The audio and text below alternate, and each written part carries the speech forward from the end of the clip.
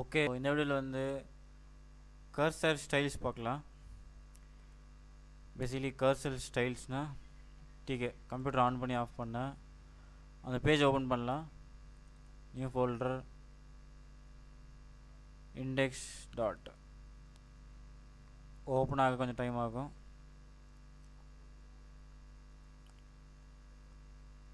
So vs code போயிடலாம். கர்சர்னால் என்ன?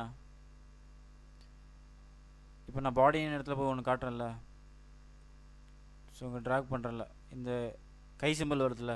Okay,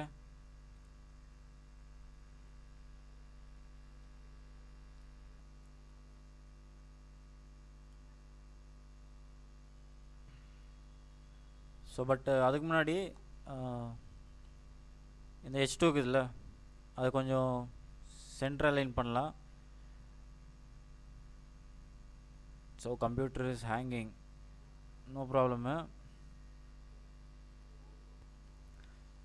so அது கொஞ்சம் பார்டரு என்னது அது சென்டர் பண்ணலாம். பேசிக்கலாக H2 வந்து சில இதெல்லாம் ஆல்ரெடி பண்ணியிருப்பீங்க, but still text align.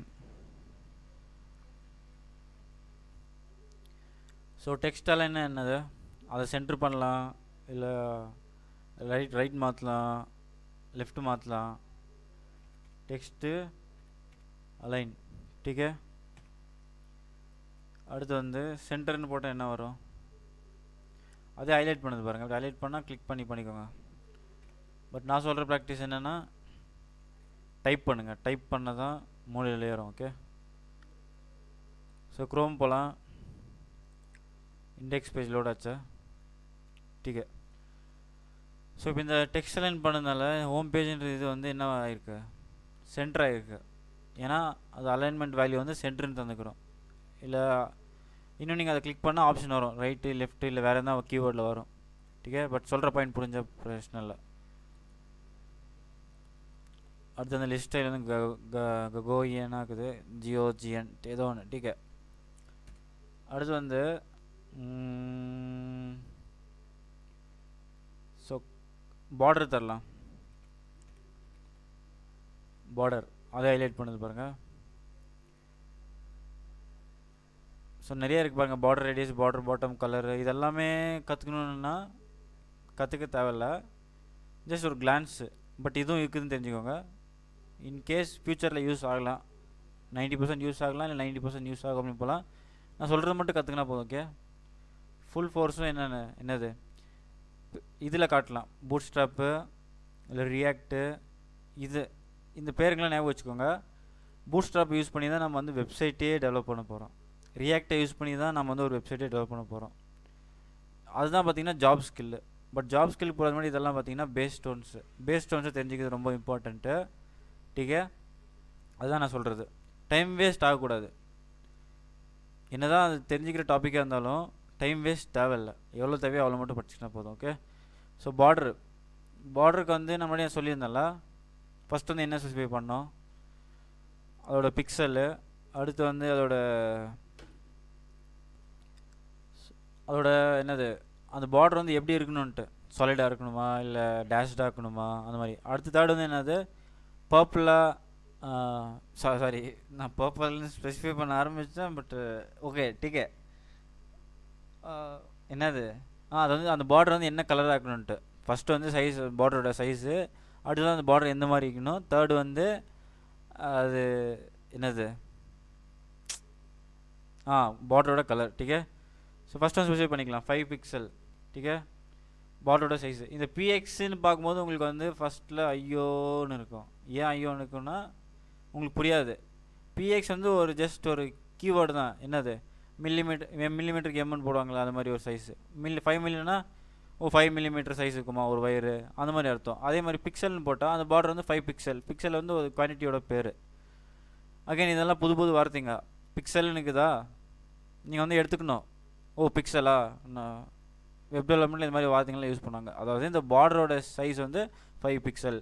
5 pixel போட்டால் கொஞ்சம் பார்டர் சைஸ் வரும், 10 பிக்சல் போட்டால் கொஞ்சம் ஜாஸ்தி வரும், அப்படி. ஓகே, அடுத்து நான் என்ன சொன்னேன், சாலிடுன்னு. அந்த பார்டர் வந்து எப்படி இருக்கணுன்ட்டு, சாலிடாக இருக்கணுமா இல்லை டேஷ்டாக இருக்கணுமா. நான் சாலிடாக டேஷ்டுன்னு காட்டுறேன். அப்புறம் இப்போதைக்கு அந்த அந்த பார்டர் எப்படி இருக்கணும்னா சாலிடாக இருக்கணும். இதை மட்டும் நீங்கள் தெரிஞ்சுக்கணும். அடுத்து இப்போ என்ன பாயிண்ட்டு, இப்போ நான் சொல்கிறதெல்லாம் நீங்கள் நோட்ஸ் எடுக்கணும். இப்போ நீங்கள் இதை கற்றுக்குனீங்களா பார்டர் எப்படி பண்ணணுன்ட்டு. ஃபஸ்ட்டு 5 இப்போ நான் என்ன சொன்னால் ஃபஸ்ட்டு என்ன சொல்லி பண்ணுவோம், அந்த பார்டரோட சைஸு. அதே மாதிரி நீங்கள் இதெல்லாம் ஸ்க்ரீன்ஷாட் எடுத்துக்கின்னு, ஸோ க்ரீன் ஷாட் இருக்குதா உங்ககிட்ட? ஸோ என் கம்ப்யூட்டர் க்ரீன் ஷாட் இருக்குது. பிஆர்டிஎஸ் ஸ்க்ரீன்னா பார்ஷியலாக ஸ்க்ரீன்ஷாட் எடுக்கிற ஆப்ஷன் வந்துடும் உங்களுக்கு. ஓகே, இதை நீங்கள் ஸ்க்ரீன்ஷாட் எடுத்துகிட்டு போயிட்டு அந்த செரி ட்ரீயில் பேஸ்ட் பண்ணுறீங்க. இல்லை நான் செரி ட்ரீயே ஓப்பன் பண்ணி காட்டிடுறாருங்க.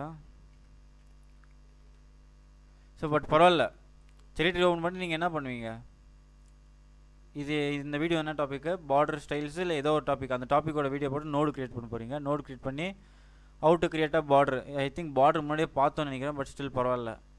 பார்டரா ஃபஸ்ட்டு நம்ம என்ன ஸ்பெசிஃபை பண்ணுவோம், 5 பிக்சல். ஓகே, பார்டரோட சைஸு. செகண்டு இதை நீங்களாக எழுதிக்கணும். செகண்ட் ஆப்ஷனு அந்த பார்டர் வந்து எப்படி இருக்கணும், சாலிடாக டேஷ்டாக அந்த மாதிரின்ட்டு. ஓகே, நோட் எடுத்து வச்சுக்கினீங்க. அடுத்து தேர்ட் வந்து என்ன ஸ்பெசிஃபை பண்ணுவோம், கலரு. ஓகே, அதை ஸ்க்ரீன்ஷாட் எடுத்து வச்சுக்கின்னு அப்படியே போய் பேஸ்ட் பண்ணிவிடுவீங்க. ஜஸ்ட் குட்டி குட்டி கீவேர்ட்ஸ். ஓகே, உங்களுக்கு தெரிஞ்ச மாதிரி. ஃபைனா, இப்படி பண்ணால் மட்டும்தான் படிக்க முடியும், நாளைக்கே மறந்து போயிடும். ஓகே, அப்படி மறுபடியும் உங்கள் நோட்ஸை நீங்கள் போய் பார்க்கும்போது உங்களுக்கு டப்புன்னு ஞாபகம் வரும். சரி, ஓகேவா? சும்மா யாரும் மக பண்ணி வச்சுக்க மாட்டாங்க, யாரும் புத்திசாலி இல்லை, அப்படி புத்திசாலி இருக்கவும் தேவையில்லை. Okay, fine. அதான் சொல்கிறேன், நோட்ஸ் எடுக்கிறது ரொம்ப ரொம்ப இம்பார்ட்டண்ட்டு. நீங்கள் எடுக்கலைன்னா தயவுசெய்து போய் எடுத்துருங்க. அதை மறுபடியும் என் ஈகோக்கும் உங்கள் ஈகோக்கும் இல்லை, நம்ம ஈகோக்கு. நான் ஆப்வியஸாக நல்லா ஷைன் ஆகிறதுக்கு, இல்லை ஒரு ஸ்கில்லை உருப்படியாக கற்றுக்கிறதுக்கு, ஸ்ட்ரெஸ் இல்லாமல், டயர்டு இல்லாமல், ஒரு தலைவலி இல்லாமல் படிக்கணும்னா இந்த மாதிரி தான். வெப் டெவலப்மெண்ட் ரொம்ப ஈஸி. எந்த டாப்பிக்காக இருக்கட்டும் ரொம்ப ஈஸி. புரியாத நோட் ஷீட் வச்சுக்கினா மறுபடியும் போய் பார்க்கும்போது அது டப்புன்னு அந்த கான்செப்ட் வந்துடும். ஓகே, ஸோ அடுத்து என்னது, அந்த பார்டரோட கலரா பர்பிள்னு ஸ்பெசிஃபை பண்ணுறோம். Purple. Okay, so control S save. Chrome போகிறேன், ரிஃப்ரெஷ் பண்ண போகிறேன். பார்த்தீங்களா பார்டர் வந்துச்சா, பர்பிள் கலரு. ஓகே, அடுத்து இது சாலிடாக இருந்துச்சுல்ல, டேஷ்டுன்னு போனால் சாலிடுக்கும் டேஷ்டுக்கும் வித்தியாசம் பாருங்கள். டேஷ்டுன்னு போட்டால் என்ன வரும்னு உங்களுக்கே தெரியும். ஐ திங்க் இது போன வீடியோவில் பார்த்தேன்னு நினைக்கிறேன், பட் அதெல்லாம் போட்டது 6 மாதம் முன்னாடி, இப்போ ஞாபகம் இல்லை. Control refresh. இங்கே நான் அவங்க பாருங்கள், சேவ் பண்ணல. நான் சேவ் பண்ணலைன்னா என்ன வருது பாருங்கள், ரவுண்டு கலராக காட்டுது.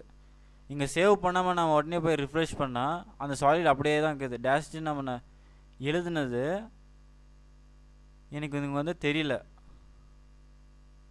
ஓகே, ஏன், அதனால் நான் இங்கே வந்து சேவ் பண்ணல. இதே நானே இருக்கட்டும், இல்லை நீங்களே இருக்கட்டும், நாங்கள் ஒன்று பண்ணியிருக்கிறோம், அதை பார்க்குறதுக்கு ரிசல்ட் இங்கே நம்மளுக்கு தெரியல. பார்த்தா நம்மளுக்கு வந்து பகீர்னு ஆகும். ஸோ வருத்தமாக இருக்கும். அதான் நம்ம 1க்கு 2 தடவை செக் பண்ணணும். இங்கே நம்ம சேவ் பண்ணல, அதான் அப்படி எதுனா தப்பாக நடந்தால் நம்ம வந்து ஃபீல் பண்ணக்கூடாது, ரிசர்ச் பண்ணணும். 1 தடவை 2 தடவை 3 தடவை. அப்பயும் கிடைக்கலன்னா நம்ம போய் ரெஸ்ட் எடுத்துக்கணும். ஓகே, மறுபடியும் நாளைக்கு பார்க்கணும். ஸோ இதுதான் நீங்கள் பண்ணணும். அப்படி ஒரு டாபிக் புரியலையா வருத்தப்படக்கூடாது. ஓகே, யாரும் ஃபஸ்ட்டு கிளிக்லேயே பண்ணுறவங்க யாரும் இல்லை, பொறுமை ரொம்ப important. Okay,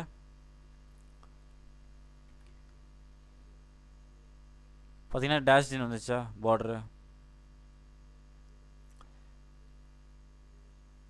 okay, fine. VS code போகிறோம். இந்த வீடியோ என்னது, கர்சர் தானே சொன்னேன் நான், பாயிண்ட். ஸோ கர்சர் ஸ்டைல்ஸ் பார்க்கலாம், அதுக்கு முன்னாடி இது பார்த்தோம். இப்போ ஃபஸ்ட் வந்து அடுத்து இதெல்லாம் இப்போ நோட்ஸ் எடுத்து வச்சுக்கினீங்கன்னு நினைக்கிறேன். இப்போ நாங்கள் சொன்ன வரைக்கும் நீங்கள் நோட்ஸ் எடுத்து வச்சுக்கினீங்க. டீக்கே, கர்சர்ன்ற ஆப்ஷனு ஆட்ரிபியூட்டு. கர்சரா இங்கே நிறைய இருக்குது பாருங்கள், all scroll, auto cell, grab, pointer இருக்குன்னு நினைக்கிறேன். பாயிண்ட்ரு கர்சர்னால் இந்த நம்ம மவுஸ் கர்சர் புரியுது தானே? புரியலன்னா பிரச்சனை இல்லை. ஸோ பேசிக்காக இந்த கர்சர் எடுத்துகிட்டு போயிட்டு இங்கே பண்ணும்போது ஒரு சேஞ்ச் வரும்னு நினைக்கிறேன். இப்போ இங்கே இந்த ஹோம் பேஜ் மேலே போனால், ஆமாம், இப்போ இந்த ஹோம் பேஜ் போகிறோம்ல, இது மேலே போனால் என்ன சிம்பிள் வருது? ஒரு அண்டர்லைன் பண்ணுற மாதிரி ஆகுதா? ஏன்னா இது வந்து டெக்ஸ்ட்டாக காட்டுது. இந்த சிம்பிள் நல்லா பார்த்துக்கோங்க, நல்லா சொல்கிற பாருங்க. கர்சர் இது இந்த ஏரோ மாதிரி இருக்குதுல்ல, இதுதான் கர்சரு. இதை நான் இங்கே இந்த பார்டருக்கு எடுத்து போகும்போதெல்லாம் இந்த ஏரோ மார்க் அப்படியே இருக்குது.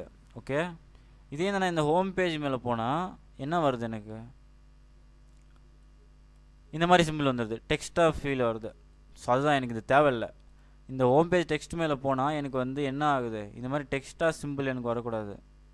நல்லா பார்த்துக்கோங்க, கடன்னு இருக்கு பாருங்கள். ஒரு ஜஸ்ட் இப்போ புரியுதா? இந்த ஹோம் பேஜ் மேலே போனால் நல்லா பார்த்துக்கோங்க. இங்கே போனால் எப்படி ஆரோ மாதிரி வருதா? இதுக்குள்ளே போனால் இதாக வருதா? இதை மாற்றலாம். எப்படி? கர்சர் ஆட்ரிபியூட் மூலிமா. கான்செப்ட் புரியுதா? இண்டெக்ஸில் இருக்கிற H2 செலக்ட் பண்ணுமா? H2 செலக்ட் பண்ணோம் CSS ஃபைலில்.